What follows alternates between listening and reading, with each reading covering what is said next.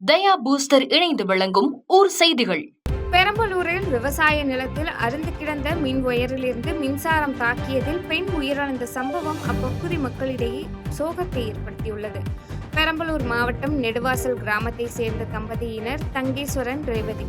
இந்த தம்பதியினர் தங்களுக்கு சொந்தமான நிலத்தில் விவசாயம் செய்து வருகின்றனர். இந்த நிலையில் ரேவதி தங்கள் விவசாய நிலத்தில் பயிரிடப்பட்டுள்ள சோளத்திற்கு மருந்து அடிக்க சென்றுள்ளார். அப்போது வயலில் அறுந்து கிடந்த மின்வயரை மிதித்த ரேவதி மின்சாரம் தாக்கி சம்பவ இடத்திலேயே உயிரிழந்தார்.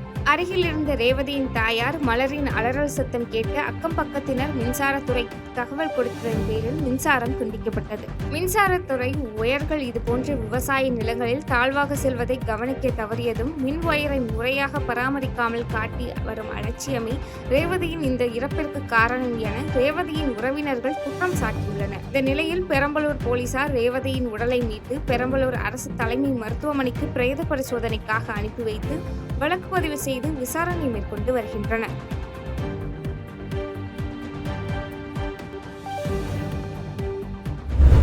ஈரோட்டில் இருவீட்டார் சம்மதத்துடன் சுயமரியாதை திருமண நிலையத்தில் தான் காதலித்த திருநங்கையை சரவணகுமார் என்ற இளைஞர் திருமணம் செய்து கொண்டார். சேலம் மாவட்டம் ஓமலூர் வட்டம் தாரமங்கலத்தை சேர்ந்த சரவணகுமார் என்பவர் டெக்ஸ்டைல் நிறுவனம் வைத்து தொழில் செய்து வருகிறார்.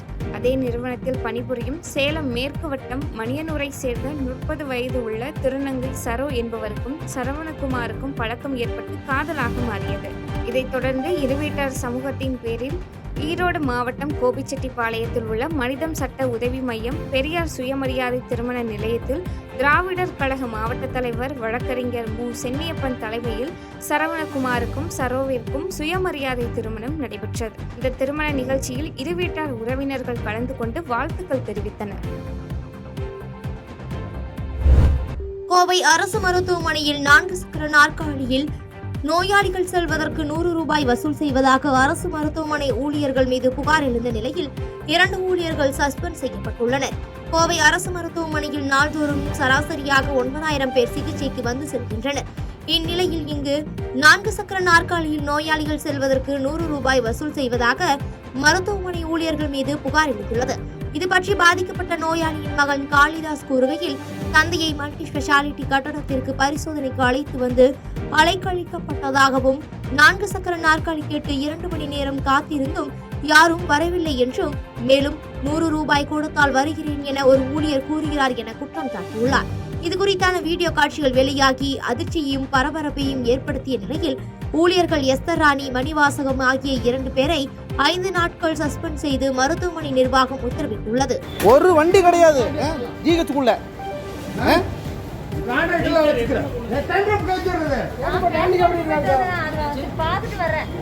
ஒரு சீனியர் சிட்டிசன்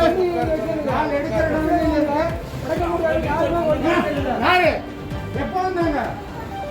2 மணி நேரமா மேல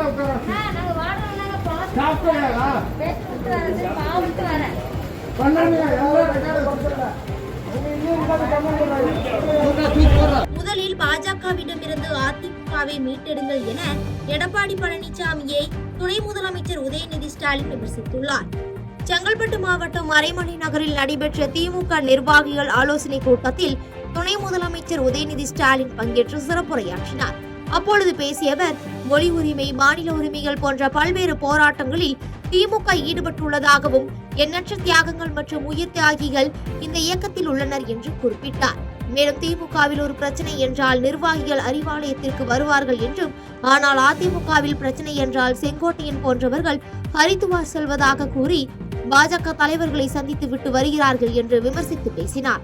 மேலும் முதலில் பாஜகவிடமிருந்து அதிமுகவை மீட்டெடுங்கள் என்று, தமிழகத்தை காப்போம், மக்களை மீட்போம் என்று பிரச்சாரம் செய்யும் பழனிசாமியை விமர்சனம் செய்தார்.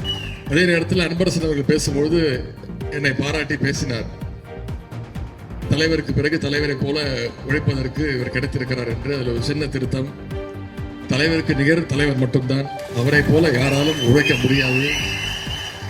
என்னுடைய குறிக்கோள் எல்லாம், என்னுடைய குறிக்கோள் சொல்ல முடியாது, என்னுடைய சின்ன ஆசை எல்லாம் தலைவர் உழைப்பதில் ஒரு 20% உழைத்தாலே போதும். அந்த அளவுக்கு தலைவரை போல யாராலும் நிச்சயமாக உழைக்க முடியாது. கோவில்பட்டியில் பள்ளி வாகனம் கண்மாயில் கவிழ்ந்து விபத்து ஏற்பட்டதில் ஓட்டுநர் உட்பட 6 மாணவர்களுக்கு காயம் ஏற்பட்டது. தூத்துக்குடி மாவட்டம் கோவில்பட்டி பழக்க ரோட்டில் அமைந்துள்ள சென்ட் ஆண்ட்ரூஸ் மெட்ரிக் மேல்நிலை பள்ளி வாகனம் இன்று காலை பள்ளி மாணவர்களை ஏற்றி வருவதற்காக பாண்டவர்மங்கலம் சென்றுள்ளது. அப்பொழுது வாகனம் இடையில் பழுதானதால் வாகனத்தின் ஓட்டுநர் முத்துராஜ் பழுதை சரி செய்து வாகனத்தில் மாணவர்களை ஏற்றிக்கொண்டு பள்ளிக்கு சென்றுள்ளார். இதனையடுத்து கண்மாய் கரை வழியாக வந்து கொண்டிருந்த போது எதிரே வந்த டிராக்டருக்கு வழி விடுவதற்காக வாகனத்தை கரை ஓரமாக நிறுத்தியுள்ளார். அப்பொழுது எதிர்பாராத விதமாக கரையில் இருந்த மண் சரிந்து வாகனம் கண்மாய்க்குள் விழுந்து விபத்துக்குள்ளானது. இவ்விபத்தில் ஓட்டுநர் உட்பட 5 குழந்தைகளுக்கு சிறிய காயம் ஏற்பட்டு உயிர் சேதம் தவிர்க்கப்பட்ட நிலையில் கோவில்பட்டி அரசு தலைமை மருத்துவமனையில் மாணவர்கள் மற்றும் ஓட்டுநர் சிகிச்சைக்காக அனுமதிக்கப்பட்டனர். சென்னை திருவொற்றியூர் அடுத்த 803வது வார்டு வருமா நகரில் உங்களுடன் ஸ்டாலின் திட்ட முகாம் 3வது வார்டில் நடைபெற்றது. இதில் பொதுமக்களுக்கு 43 சேவைகளுக்கு பெயர் மாற்றம், பெயர் சேர்த்தல் முகாம் நடைபெற்றது. இதில் திருவொற்றியூர் சட்டமன்ற உறுப்பினர் KP சங்கர் கலந்து கொண்டு முகாமை பார்வையிட்டு பயனாளிகளுக்கு சான்றிதழ்களை வழங்கினார். இந்நிகழ்வில் மேற்கு பகுதி செயலாளர் அருள்தாசன், 3வது வார்டு மாமன்ற உறுப்பினர் தமிழரசன் மற்றும் மாநகராட்சி அதிகாரிகள் கலந்து கொண்டனர்.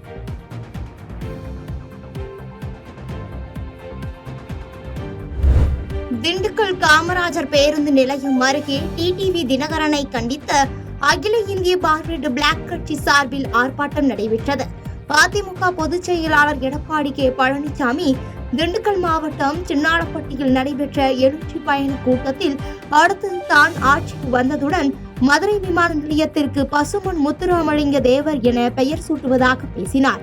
இதுகுறித்து அமமுக பொதுச் செயலாளர் தினகரன் நேற்று தனது அறிக்கையில் குறிப்பிடும் பொழுது பசுமன் முத்துராமலிங்க தேவர் பெயரை மதுரை விமான நிலையத்திற்கு சூட்டினால் தென் மாவட்டங்களில் ஜாதி கலவரம் ஏற்படும் என கருத்து தெரிவித்தார்.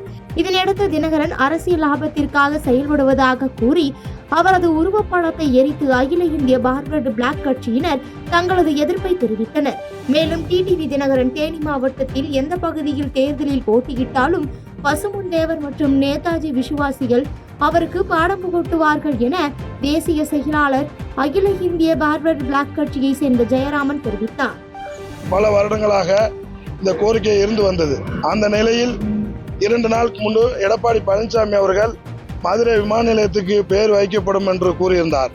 அதை டிடிவி தினகரன் அவர்கள் உள்கட்சி பிரச்சனை பூசலை கருதில் கொண்டு தென் மாவட்டத்தில் பசுமன் முத்துராமலிங்க தேவர் பெயரை மதுரை விமான நிலையத்தில் வைத்தால் தென் மாவட்டத்தில் ஜாதி கலவரம் வரும் என்று டிடிவி தினகரன் கூறியது இரு சமூகத்துக்குரிய குழப்பத்தை ஏற்படுத்துகிறது. இதை டிடிவி தினகரன் தென் மாவட்டத்தை அறிந்தவர், தென் மாவட்ட மக்களின் மனநிலையை புரிந்தவர். அவர் அரசியலுக்காக சுயநலத்துக்காக கிட்டத்தட்ட 15 வருடங்களாக அரசியல் இல்லாத டிடிவி தினகரன் இப்பொழுது பசுமன் முத்துராமலிங்க தேவர் பெயரவே வைக்கக்கூடாது, வைத்தால் பிரச்சனை வரும் என்று சொல்கிறார். 20 லட்சம் ரூபாய் லோன் வாங்கி கொடுத்துவிட்டு 5 லட்சம் ரூபாயை அபகரித்த நபர் மீது நடவடிக்கை கேட்டு ஈரோடு SP அலுவலகத்தில் பாதிக்கப்பட்டவர் புகார் அளித்துள்ளார். சேலம் மாவட்டம் எடப்பாடி அடுத்த பூலாம்பட்டியை சேர்ந்த சேகர் என்பவர் பழைய இரும்பு வியாபாரம் செய்து வருகிறார். இவருக்கு திருமணமாகி ஒரு மகள் ஒரு மகன் உள்ளனர். இவரது சகோதரரின் வீடு தனியார் வங்கியின் மூலம் ஜப்தி செய்யப்பட இருந்துள்ளது. ஜப்தி செய்யும் முன் கால அவகாசம் கேட்ட சேகர் வங்கி ஊழியர்களிடம் கோரிக்கை விடுத்த நிலையில் தனியார் வங்கியின் மேலாளர்கள் ஈரோடு மாவட்டம் பவானியை சேர்ந்து கடன் வாங்கி கொடுக்கும் தரகராக செயல்படும் மயில்சாமி என்ற கார்த்தியை சேகருக்கு அறிமுகம் செய்து வைத்துள்ளனர். இதையடுத்து சேகருக்கு சொந்தமான வீட்டை 20 லட்சம் ரூபாய்க்கு அடமானமாக வைத்து பெற்றுக் கொடுத்த கார்த்தி சேகரின் வங்கி கணக்கில் இருந்து 5,50,000 ரூபாயை சேகருக்கு தெரியாமல் அபகரித்துள்ளார். இது தொடர்பாக கார்த்தியிடம் சேகர் கேள்வி எழுப்பிய நிலையில் 1 மாதத்தில் திரும்ப தருவதாகவும் தொந்தரவு செய்ய வேண்டாம் என்று கூறியதோடு முன்னுக்கு பின் முரணாக பேசி மிரட்டல் விடுத்ததாகவும் கூறப்படுகிறது. இது தொடர்பாக இன்று குடும்பத்துடன் ஈரோடு SP அலுவலகம் வந்த சேகர் தனக்கு தெரியாமல் 5,50,000 ரூபாயை அபகரித்த கார்த்திக் மீது உரிய நடவடிக்கை எடுப்பதோடு பணத்தை மீட்டு தருமாறு புகார் அளித்தார். எங்க அண்ணன் கடன் வாங்கியிருக்காரு. எங்க அண்ணன் கடனை கட்டுறதுக்காக என் வீட்டுக்கு பத்திரத்தை வச்சு லோன் கேட்டிருந்தோம்.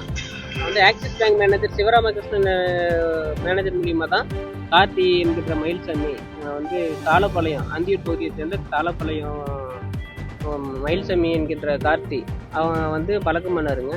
லோன் வாங்கி தரேன்னு சொல்லிட்டு என்னுடைய செக்லீப்பை மிஸ்யூஸ் பண்ணி எனக்கே தெரியாமல் 5 லட்சத்தை எடுத்துட்டான். மீதி போய் கேட்டோம்னா கொலை மிரட்டில் விடுறான். தொலைச்சிருவேன் அப்படிங்கிறான், நீ வந்து உயிரோடு இருக்க முடியாது அப்படின்றான். இது வந்து மாவட்ட கண்காணிப்பாளர் அம்மா தான் எனக்கு ஒரு நீதி கிடைக்கணும், நீதி வாங்கி கொடுக்கணும். விழுப்புரம் நகர பகுதியில் உங்களுடன் ஸ்டாலின் திட்டத்தை துவக்கி வைத்த சட்டமன்ற உறுப்பினர் லட்சுமணன் பொதுமக்களிடம் கோரிக்கைகளை பெற்றார்.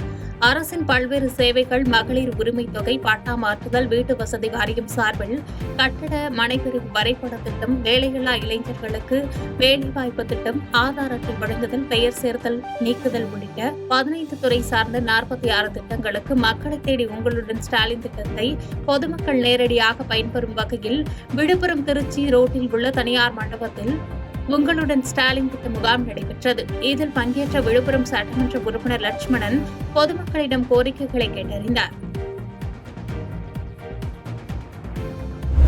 தேனி மாவட்டம் சின்னமனூர் அருகே அரசு பள்ளியில் புதிய கட்டடம் கட்டுவதற்கான பூமி பூஜையில் சட்டமன்ற உறுப்பினர் பங்கேற்று பணியை துவக்கி வைத்தார். தேனி மாவட்டம் சின்னமனூர் அருகே உள்ள எரசக்க நாயக்கனூரில் உள்ள அரசு மேல்நிலைப் பள்ளியில் புதியதாக 5 வகுப்பறை கட்டடங்கள் வேண்டும் என்று பள்ளி சார்பில் சட்டமன்ற உறுப்பினர் ராமகிருஷ்ணனிடம் கோரிக்கை வைக்கப்பட்டது. இந்த கோரிக்கையை தொடர்ந்து ரூபாய் 1,23,00,000 மதிப்பீட்டில் பள்ளியில் புதிதாக 5 வகுப்பறை கட்டடங்களில் கட்டும் பணிக்கான பூமி பூஜை நடைபெற்றது. இந்த பூமி பூஜையில் கம்பம் சட்டமன்ற உறுப்பினர் ராமகிருஷ்ணன் கலந்து கொண்டு பூமி பூஜை செய்து பணியை தொடங்கி வைத்தார். செய்திகளை உடனுக்குடன் தெரிந்து கொள்ள கீழ்க்கண்ட கேபிள் மற்றும் டிடிஎச் நெட்வொர்க்குகளில் எம்நாடு செய்தி தொலைக்காட்சியை காணுங்கள். பாதகம் செய்பவரை கண்டால் நாம் பயம் கொள்ளலாகாது பாப்பா. மோதி மிதித்துவிடு பாப்பா, அவர் முகத்தில் உமிழ்ந்துவிடு பாப்பா. அண்மை செய்திகளை உடனுக்குடன் தெரிந்து கொள்ள இணைந்திருங்கள் எம்நாடு தொலைக்காட்சியுடன்.